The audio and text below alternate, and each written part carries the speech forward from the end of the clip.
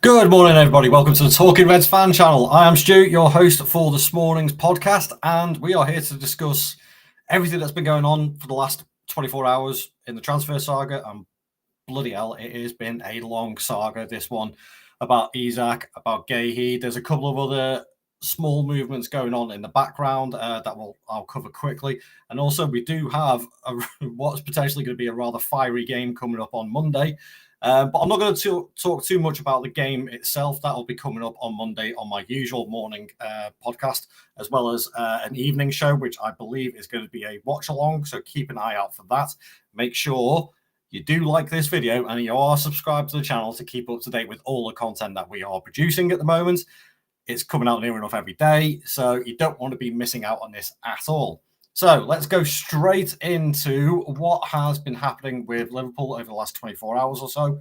And the first bit I am actually going to cover very, very briefly is a small move for one of our youth guys has gone out on loan to Birmingham, and that is Lewis Kumas. He's gone there for the entire season.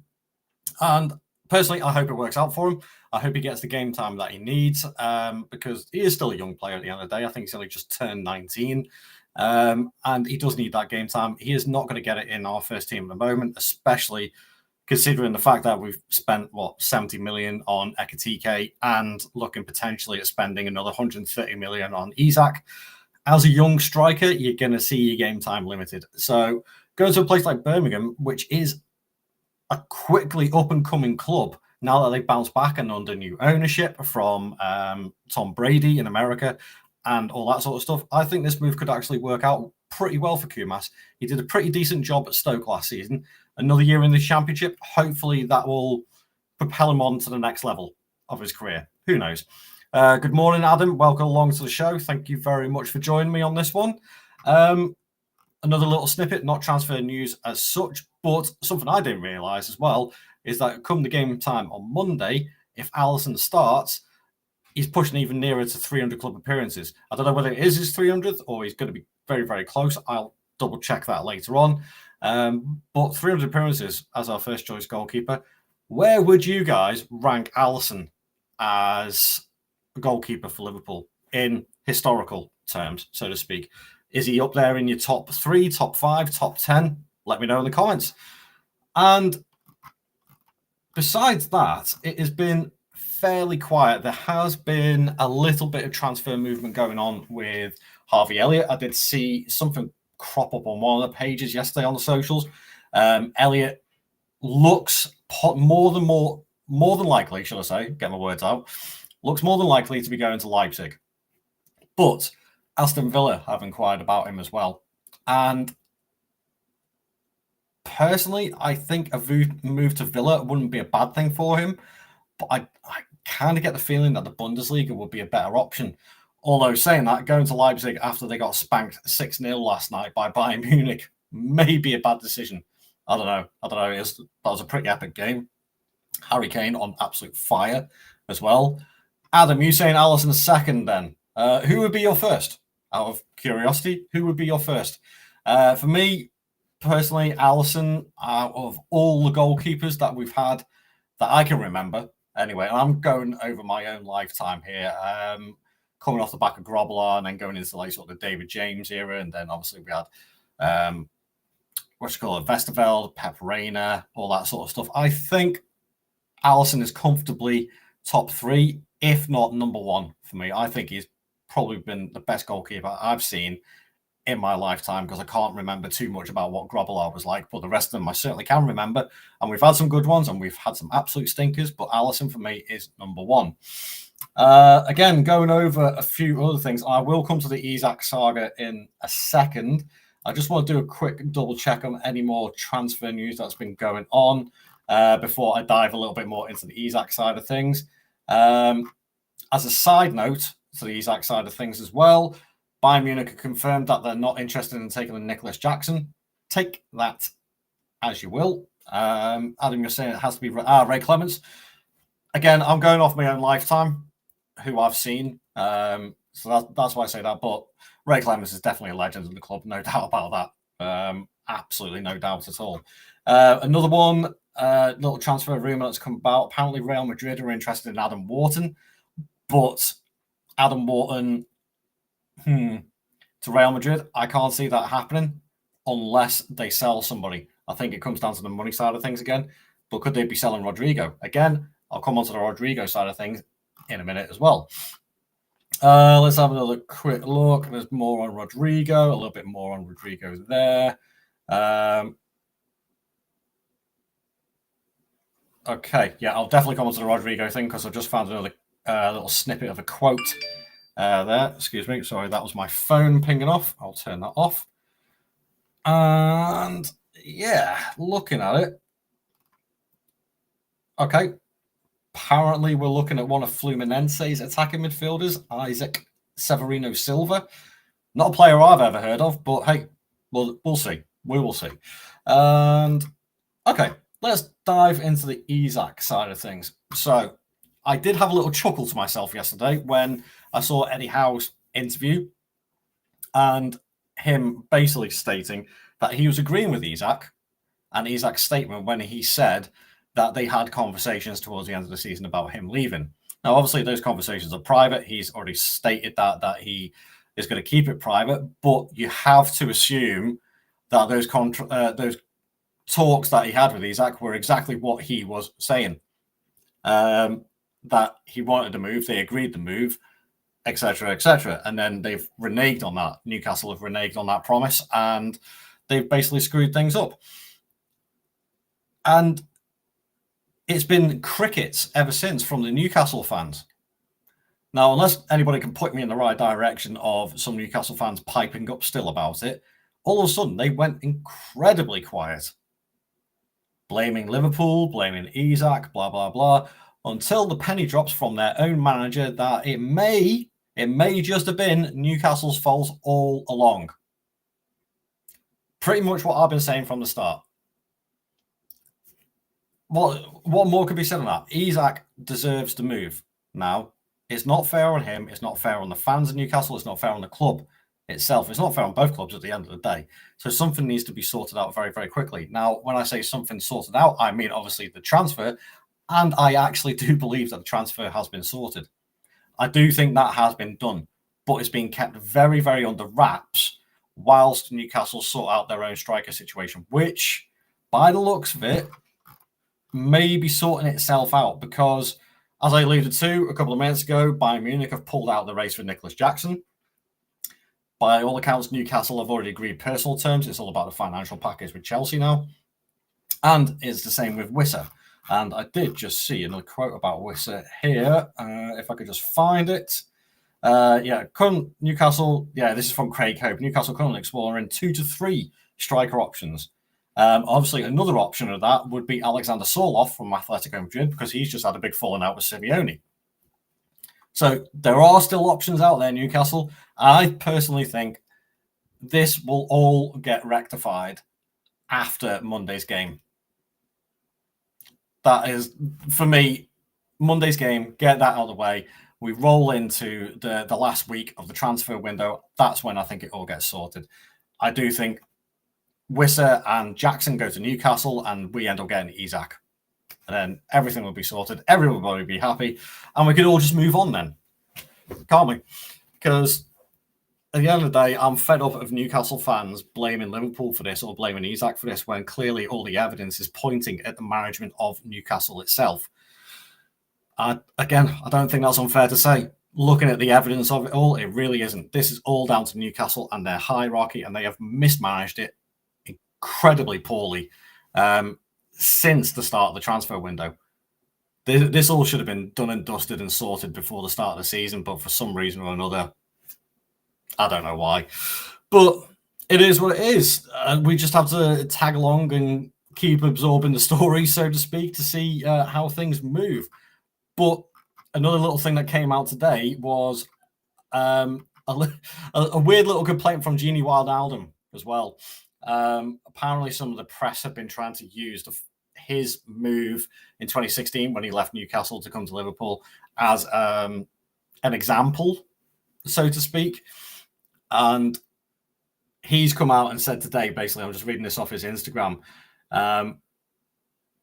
when he moved in 2016, he said when the previous season ended, I said that I wouldn't force a move. Then Liverpool came in, I made up my mind and I wanted to go there, but I wasn't going to force it because I appreciated Newcastle and what the fans did for me. That was his quote from 2016 when he moved. And then he puts another post out saying, this is something I said almost 10 years ago before my move to Liverpool. Why did you post it like it's an opinion on the Isak decision? This is something between Isak and Newcastle/Liverpool. Please keep me out of it. Thank you very much. Again, this is what the mainstream media do. They like to stoke up tensions just to get another story, get another click out of it, so to speak. And Wijnaldum's called him out, which I think fair play to him. He should do. Don't drag him into it because for something that happened 10 years ago. It doesn't make any sense. CJ, yeah, are Newcastle actually going to get a striker in? I believe they are. I think they will get 2 in. I think they will. I just think all the weekend's games have got to get out of the way first, and then it will get sorted. I personally think it's going to be Wissa and Jackson. Going quickly back onto the goalkeeper thing. Yeah, Pep Reina. He was an excellent goalkeeper.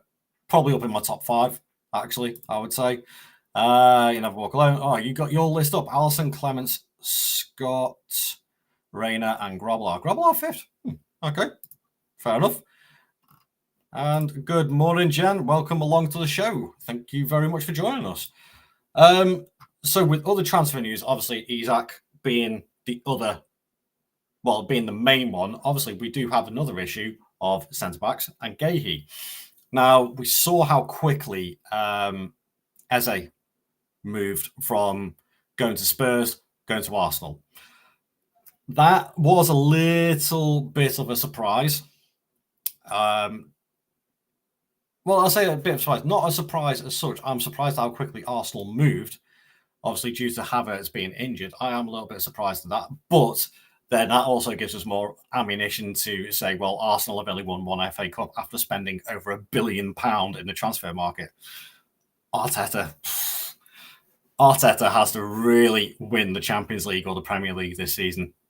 He has to. It's as simple as that. You can't spend over £1 billion in transfers and not win anything besides 1 FA Cup. Just saying. Don't shoot me. At the end of the day, football for me is all about success and what trophies you have in the cabinet. That's what it's all about. And if you don't have that to back up your spending, off you pop.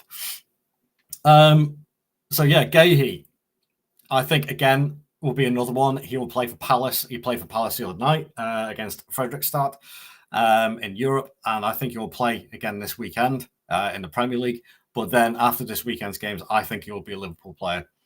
I think Parish is just hanging on a little bit too long, maybe for that little bit of extra money, where we've flat out said we are not going to pay 40 to 50 million. It's going to be 30 to 35, and that's your lot.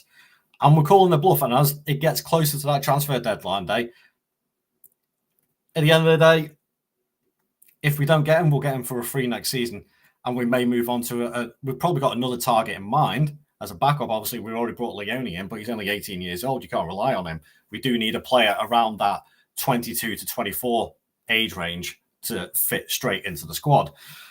Not to say Leone can't do it, but give the kid a little bit of a break and just let him go into the side as best as you can. But Guehi, yeah, I think it will get done next week. Overall, I think Parish will relent and they'll take the financial package that we are offering for him. But how much that'll be for, I still think around about 35 million, all in all, which at the end of the day, for a player who's on his last year of his contract, it's good money. It is good money when you put it up against the fact that he could leave for a free in the summer. So, Steve Parish, don't get greedy. CJ, is it true Arsenal spent more than us? Depending over the time period, but yes, I believe so. I believe they have spent a lot more than us. In fact, our net spend is still incredibly amazing compared to what Arsenal have spent. Let's see. Jen, what you're saying? We need to move for these targets ASAP. We can't hang around for Isak. Either we need him or need to have a backup plan. I don't think we do actually have a backup plan. Going from the comments that I've seen from various journalists and other stories going around about the whole Isak deal is that it's Isak or nothing. If we don't get him now, we will more than likely be prepared to hang on until at least January or maybe even next summer to get him. And that will really screw Newcastle over because they won't be able to get that 130, 140 million or whatever they want for him because his price will drop. So they could end up shooting themselves in the foot. Last word on LFC. Serious question for you. Love your pod, by the way. Amazing. McConnell, Elliott, Costa, Stans all depart before the window closes. Is the squad weaker or stronger than last season's? Last word. Yeah, that's a difficult one. Stronger with it's all a matter of perspective at the end of the day. Slot said the other day in his press that he's happy to have 2 players per position, which, makes it a 22-man squad, 22, 23-man squad, whereas some managers like to have a 25-man squad, so you have a couple of more utility players. Slot obviously prefers a smaller squad. It's easier to manage. Stronger or weaker at the moment? I would probably say a little bit on the weaker side. But there is a little caveat to that. If we get Guehi and Isak and maybe another player in, and I'll come to that again in a second, then I think we'll be okay. But we do obviously have, let's not forget, we do have other youth players as well that we can bring through. So the players that you mentioned there, McConnell, he needs a full season on loan. Elliott may stay, may go. We just don't know at the moment. I personally think he will go, but again, it'll be last minute, right to the transfer deadline day. Tsimikas, I think is gone. But again, we have 2 left backs, so we don't need 3 left backs. And Dan's, again, I think is another player like Kumas and like McConnell, needs a full injury-free season on loan somewhere to get the game time. Will that make our squad a little bit weaker? Maybe. I don't think so, bringing the likes of Isak and Guehi. So I think we'll be okay, just about. But it is a fine balancing act when you want a fully fit squad. But as you can see, we've lost Frimpong now until, the international break, after the international break. And Bradley's only coming back from injury. So those 2 first choice right backs that we have are not fit for the Newcastle game. It leaves us in a bit of a predicament. So, and the last thing I want to see is Endo playing at right back. Personally, I think it may be Szoboszlai. His engine would probably fit that better, and he could probably go up against the likes of Anthony Gordon a little bit easier. But yeah, it is a fine balancing act, and it is a careful gamble from Slot, I think. So we will see. 6 months. Yeah, fair point. But yeah, it all comes down to, I think it's all a matter of perspective. And I think if we do bring in Isak, we bring in Guehi and maybe another attacking player, then we'll be laughing. We'll be all right. But like you say, if we sell Elliott for 40 million, then our net spend is actually less than Everton's. Like, the guys who manage our finances are ridiculous. The high profits we're getting off the youth players is just nuts. And that's what's helping us the most. It's a great system now. It's starting to click in. Obviously, we couldn't see it beforehand. Couldn't see the benefit of it beforehand. But now, definitely.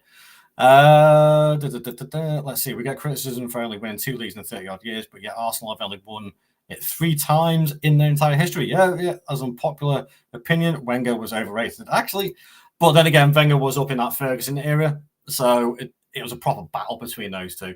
And looking back on it, it was entertaining, to say the least. But Jen, you're right there. We can't go into the season with just 3 attackers and not another centre-back choice. But I'm not panicking. I'm not panicking about it. It's going to be okay. We will be all right. As with anything in the transfer window, there's usually a lot of excitement in the last week on the run-up to it, and especially on deadline day itself. I think deadline day this year is going to be nuts. I really do. I think it's going to be utterly mental. I was going to say, yeah, Adam, when Everton signed a lad from Everton, do you mean Dibbling from Southampton? By any chance? A bit of a typo there, but it's okay. Yeah, I see everyone freaking out over Isak. If we get him, great. If we don't, we have around 250 million still to spend. Yeah, you put it like that. We still got money in the coffers. It's playing Newcastle at their own game. They wanted to play hardball for us, and we'll play that ball harder at the end of the day, and we will win because that's just who we are, and that's the reason why we have Michael Edwards and Richard Husing, because they are 2 of the best in the business of what they do. And if we don't get Isak, come the end of the transfer window, I'm bloody certain we'll go back in for him in January and probably get him for a cheaper price as well, because that's another 6 months off his contract, etc., etc. And if they don't play him, because he's not going to integrate back into the Newcastle team at all, if they don't play him for a few months, his valuation is going to plummet.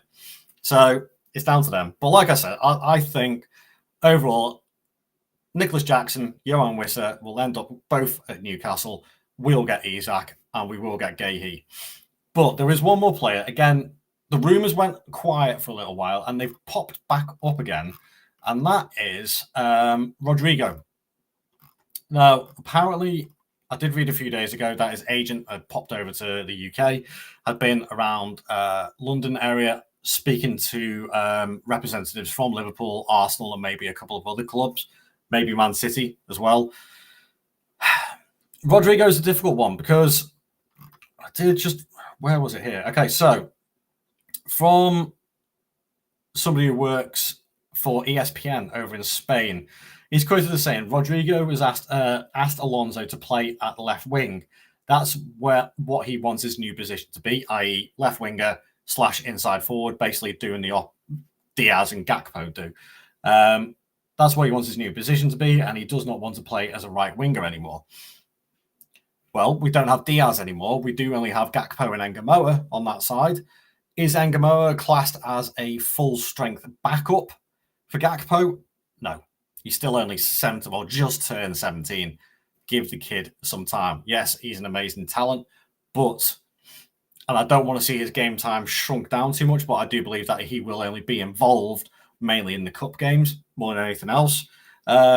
So is there room for the likes of Rodrygo at Liverpool Football Club? I think so. Again, another thing that was quoted about the whole Rodrygo situation was, and let's see if I can find it, which I cannot now, annoyingly. Nope, I can't seem to find it at the moment.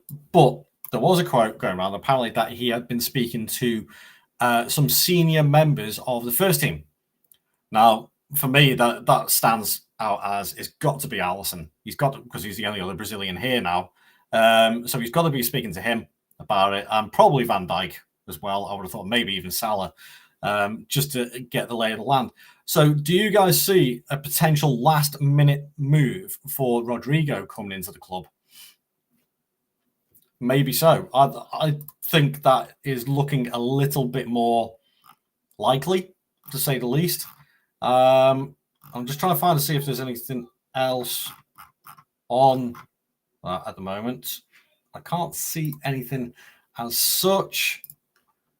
Doesn't look that way. Oh, bit of surprise news coming in from Man City. Gundogan and Akanji have been left out of the squad entirely for the Spurs game. So that's both of them probably on the move. But yeah, at the moment, from what I can see, so no, I think Rodrygo seems to be the one pick for us. But would he be too expensive? Well, I think we've got the money for him, but would it be, I think for me more than anything, would we pay a flat out fee for Rodrygo, or would we bring him in on loan and then pay the fee next summer? I think that would be a better option. Adam, as soon as you're in agreement, sign Rodrygo on loan with an option to buy. Yeah, I think that's probably the best option. Let's see. Rodrygo would be a good signing to back up Gakpo. I mean, personally, I think Rodrygo is actually good enough to out Gakpo at the moment. I wouldn't say Slot doesn't appear to trust Rio. At the end of the day, Rio's only just turned 17, so we'll give him some time. But just the end of the day, he's got his entire career ahead of him. There's no rush at the moment. Jen saying, why would he not be grateful? Well, again, this is the questions I'm asking. Like, sort of, would he or would he not be? Personally, I think he would. He's still young enough. He's still got a lot of career ahead of him, and he's still a very, very talented player. So I think he would be a very, very good signing. Last word, I would love to do a collab at some point with you on my channel. It's small, boy. Okay, go over to last word for us. Go over to the Twitter page for us, last word, and drop a DM in on the Twitter page there, and Damo will get back to you. I'm pretty certain of that. Canate for Rodrygo and bringing Guehi. Yeah, but then that still leaves us with a centre-back short. I would still like to keep Canate. And again, that's another situation that hasn't really sorted itself out at the moment. Canate, I believe the contract offer is on the table. That's all been discussed. And yeah, it's like, do we let Canate go in the final week of the transfer window if he hasn't signed that contract by transfer deadline day? I think that is probably the best option, because we don't want a situation where we have to deal with the whole Trent, Van Dijk and Salah thing like we did last season. I'm pretty certain Hughes and Edwards would be saying to his agent and Canate going, look, Canate, get this contract signed before such and such a date, or you're going to get sold. Simple as that. You're not going to last your final year at this club and leave for a free. It's not going to happen. So, yeah, it's Canate needs to pull his finger out his butt and get that contract signed. Jen say, last word, yeah, he would be fab. Actually, no, he'd be Rodrygo, but Fabinho, yeah, still good. See what I did there? Also, I can see Gakpo being sold next year. Yeah, Adam, to be honest, I wouldn't be too surprised at that either, but depending on his game time more than anything else. Morning, Tony. Welcome along. I can see us moving Rodrygo. If we get tired of the Isak saga, I think a loan deal for Rodrygo on loan, and then a future fee of whatever it would be, about 60, 70 million next summer, I think is more than adequate to get things done and dusted and sorted out. Let's have a quick look to see if anything else has popped up. Let's see. The problem is today there isn't going to be that many transfer rumours popping out, because obviously the Premier League has started back up and it's game weekend. Obviously, we have Man City versus Spurs on for the lunchtime kickoff. And yeah, there's not a lot of transfer rumours coming through at all, to be fair. Let's have a little look and see if Indy has got anything up on his page at all. Blimey. No. Although apparently Saudi Arabia are exploring a deal for Man United midfielder Casemiro. All right, crack on. But yeah, there's not a lot in the way of transfer news and things like that coming out at the moment. Yeah, besides the Rodrygo talk, obviously the Isak talk and the Guehi talk, I think that will all get resolved next week. Because the transfer deadline shuts on the 1st of September, so that'll be a week on Monday. Which means, obviously, we have the weekend games to get out of the way as well. I think a lot of money is going to be spent next week. I really do. I think a lot of money is going to get spent next week. I don't know what you're saying. When you think of what's going for 60 to 70 million, you can get Rodrygo for that. It feels like a bar. It kind of does. Because he is a very, very talented player. I just think he got a little bit shafted last season with bringing in Mbappe into the team, which, don't get me wrong, Mbappe is a phenomenal player. He's like generational. But we saw it at PSG when they had the likes of Neymar, Mbappe, and Messi there, and they couldn't do it in the Champions League. As soon as those players leave, PSG won the Champions League. And then you have Mbappe go to Real Madrid, and Real Madrid mess up in Europe. They don't have the best season domestically either. All I'm saying is that teams shouldn't be made around star players. Teams should be made around teams and players that play for each other. Yes, have your star players, but they also have to be teammates and they have to work for the team. You kind of get the feeling with a couple of these players, you just don't get that. And Mbappe, for me, is one of them. Yeah, he bangs in the goals left, right, and centre. He produces it on the pitch. But was it a blip last season? In Ancelotti's final season for Real Madrid? Who knows? We'll probably know more by the end of this season how well it's going to go for him or not. That's going to be an interesting one. But like I say, with Mbappe coming into Real Madrid, that's what ousted Rodrygo out of his main position. So I think we will get a very, very good player if he signs. And the likelihood of Rodrygo going to Arsenal now is very, very slim, as well. The fact that Arsenal signed Eze. So I don't think he'll be going there. I think it'll either be Man City or Liverpool that Rodrygo will go to. Myself, I kind of hope it does. It is us. It would be a nice extra attacking option now, to be honest. I think it really would. Okay, guys, we have just hit the 30-minute mark, and this is only going to be a slightly shorter one today, but thank you very much for joining me on this podcast today. I really appreciate it. Obviously, the chat and everything that's going on in there, and I've just missed a comment from You Never Walk Alone. Surprising stat. Nunes, Premier League minutes, GA, for roughly 53 games, a 45 GA. That's actually not that bad. It's just the thing with Nunes, man. He was just missing the easy chances. It was his composure more than anything else. You could fire absolute rockets in, but you stick him 6 yards out from goal and you'd fire it over. That's one of the reasons why he left. Again, Nunes, I've always said it. I hope he has a very successful career. I thank him for what he did for us. At the other day, he went away as a league winner. What more could you ask for? But hello, Prakash. Sorry, I'm departing now. Sorry, I only just joined on. But as I say, guys, thank you very much for joining me in the chat. Very good to talk to you all again. Don't forget to leave a like on the video. That'd be very much appreciated. And also subscribe to the channel. As I say, we're still pushing for that 1,500. We are up to, what's that? Current level 1.27. So we're almost at 1.3. We are getting there. We are getting there. And join me on Monday, where I will have hopefully a lot more transfer news going on. Obviously, I'll talk a bit over the weekend's games and start delving in to the big game that is on Monday night, and that is the big game at St. James's Park against Newcastle. Come on. Looking forward to that one. It's going to be a feisty one.